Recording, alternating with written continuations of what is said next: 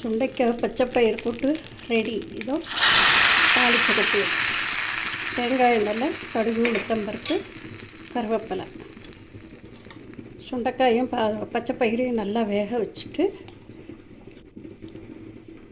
மிளகா வத்தல் மிளகு ஒரு ஸ்பூன் உளுத்தம்பருப்பு ஒரு ஸ்பூன் துவரம்பருப்பு தனியா எல்லாம் தேங்காய் வச்சு அரைச்சிட்டு கொஞ்சமாக புளி விட்டு இதோட கலக்க வேண்டியதுதான். கொஞ்சம் வெல்லம் போட்டுக்கோங்க, சுண்டைக்காய் கசக்கும்.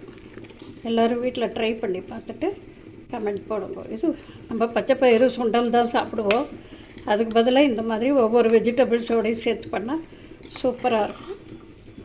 எல்லாம் ட்ரை பண்ணிப்பார். இன்றைக்கி அதுவும்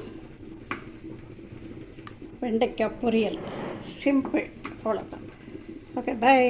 எல்லாம் கமெண்ட்ஸ் போடுங்க, ஷேர் பண்ணுங்க, லைக் பண்ணுங்க. தேங்க்யூ.